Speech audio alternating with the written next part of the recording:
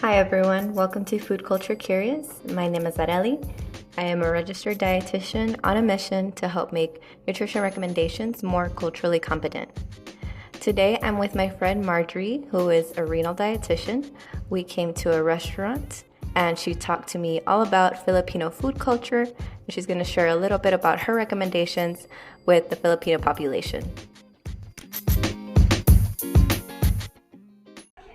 Thank you for being here, Marjorie. Thanks, Sorelli. It's a pleasure to get together with you and enjoy some Filipino food. So, my first question today is, what food culture do you identify with? And can you tell me a little bit about the foods that you grew up with? Obviously, it's Filipino food or so-called Pinoy food. I grew up in the Philippines, and most of the foods that I grew up with, proteins.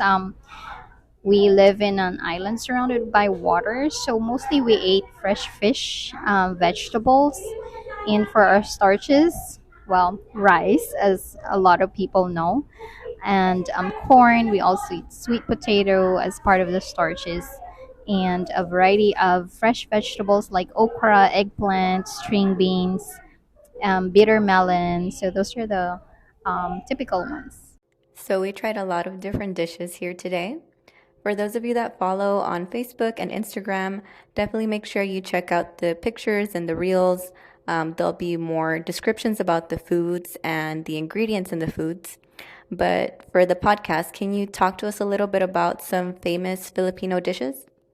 Yes, so you mentioned two of your favorites today were kare-kare and sinigang. So those are typical household main dishes that are eaten, if not every day, during occasions.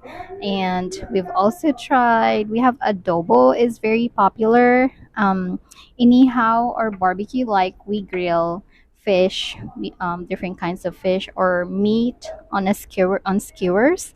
We also have bulalo or dinuguan, which is made with pork blood. I can't believe you were able to try that. That was impressive, and I'm glad it didn't scare you. We have crispy pata. Lechon is a staple for major occasions. And we also have Bicol Express, dinuguan for vegetables, pinakbet and chop suey, and lumpiang sariwa are some of the basic or common ones. And so, in terms of cooking, a lot of our dishes are either boiled and boiled meat with vegetables, and or we saute onion, garlic with a little bit of meat, and incorporate vegetables in season with it. Typical desserts or drinks that you remember? Yes, so halo halo, and you can enjoy them in Houston too. So Filipino restaurants or stores offer them. We also grew up eating banana con yelo, but buko pandan, ginataan or bilo-bilo, sagugo laman for the drinks. Ube is my favorite, personal favorite, and leche flan is also very known and common. Is that flan like the Mexican flan? Similar, yes, but I think ours is sweeter. And we love to smother it with caramelized sugar. Awesome. Okay. So, can you tell me a little bit about challenges that the Filipino population faces when it comes to their nutrition care? Yes, so I know for sure that there is a high prevalence of diabetes in my country. And for the most part, I can speak being around the family I grew up with, we didn't really pay so much attention to the relationship of food and health. Rather, we associated food with pleasure, having family around, and it's really more of feeding our appetite. But nowadays, more and more we are becoming aware. And so, usually, when we age, is when we start looking into foods that I should be avoiding or eating more of. And also paying attention to certain ingredients, like, growing up, we only use vegetable oils. But now, okay, there's a healthier option like the olive oil or using avocado oil for high heat type of cooking and stuff like that. Is there any foods in your culture that you associate with good health? Like if someone isn't feeling well, is there any particular foods that are recommended? Yes, I remember, from when I was young, whenever we are sick, my mom would cook sopas, which is a chicken macaroni soup with vegetables and milk in it, and also chicken porridge. We mostly call it lugao or arroz caldo. And it's funny because my husband is American and his favorite Filipino food is rice porridge. It's like, uh, did you know that we cook that for sick people whenever or eat it whenever we're sick most of the time? And so it just amazes him, but he likes it a lot. It's comforting. And Um, it's also cooked with ginger, and as we know, ginger has anti-inflammatory effect, mhm. so that gives a lot of benefit.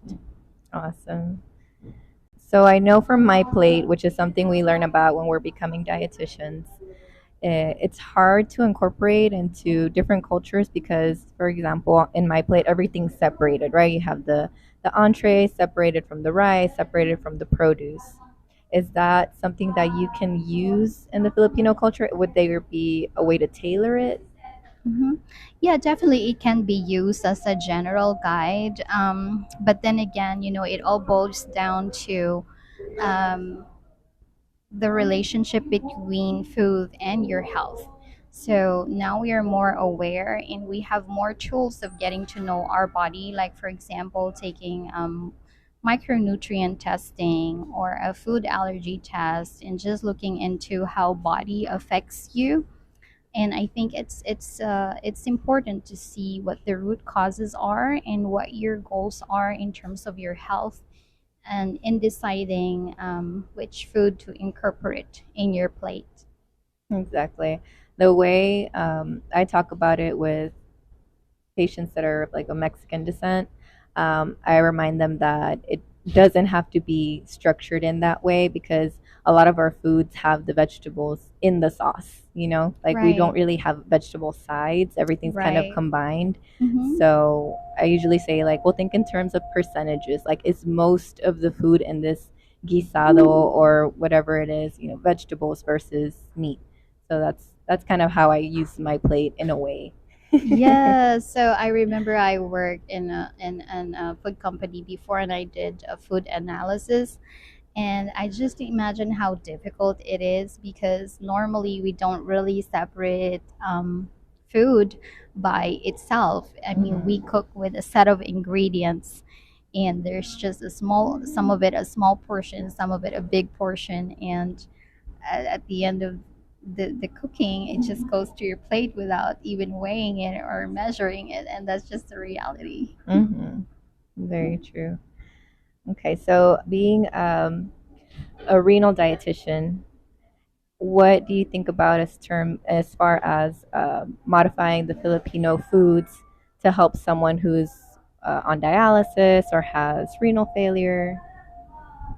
Yeah, so as a Filipino myself, I find that a lot of us are easily influenced by other food cultures, and we are also open to eating different kind of foods. So, but some of us, are still very much rooted into what we eat from when we were growing up. So, um, knowing that we usually cook with soy sauce, with salt, pepper, and also that most of our dishes have broth in it. So that's an important part to be explored when you're talking to a patient with a Filipino background. And also how much they eat rice because we really love rice. It can be in a form of rice itself, it can be a rice noodle, or it can be desserts that were made from rice flour. Yeah, especially since a lot of patients on dialysis also have diabetes. Yes, being the number one of the number one causes of kidney disease. So, just a quick clarification for those of you out there that are not renal dietitians, the reasons that it matters when you have renal failure, that the Filipino dishes are seasoned with soy sauce and that they have broth in them, is that A lot of patients, especially later on in end-stage renal disease and when they're on dialysis, are on a fluid restriction. So usually patients are only allowed about a liter a day once they're on dialysis. And if their dishes are seasoned with soy sauce and are salty, that could make them thirstier, that could make them drink more. It could also make them retain fluids. And also, all of the broth in their dishes have to count towards their fluid allowance. And the reason that she mentions the rice and the way that it impacts blood sugars is that we also have to monitor their potassium. And one of the reasons that a potassium could elevate is due to high blood sugars. Thank you so much for all your wisdom. I feel like I'm learning so much today. Oh, thank you, Areli. I'm so happy to share these things with you. Yeah. I hope I represented Filipino cuisine right. Of course. And today we came to a restaurant called Filipiniana Filipiniana. too. And what a surprise. I've never been here. But it was really good. Again, if you're on Instagram, I'll have a reel and some pictures about the dishes that we tried today. And if you don't, follow us on Food Culture Curious on Instagram and the Facebook group Food Culture Curious Dietitians. Yes. Any final comments today, Marjorie? Yes, and I think being open and meeting where the patients are, because it really is the best change. It comes from within them, and we are here to be supportive.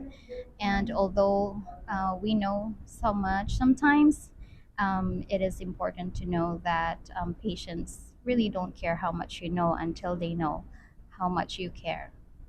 I love that quote. That's a good recipe. All right. Well, thank you so much for joining us today. Thank you, Areli. It's a pleasure for me. All right. And that's it for this week. Thank you, guys. Bye. Thank you, everyone. Bye.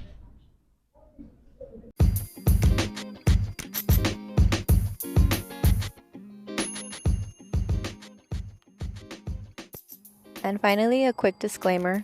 Food Culture Curious is for educational and entertainment purposes only. I am a registered dietitian, but I am not your registered dietitian. If you have any healthcare concerns, please speak to a doctor. Thank you for listening.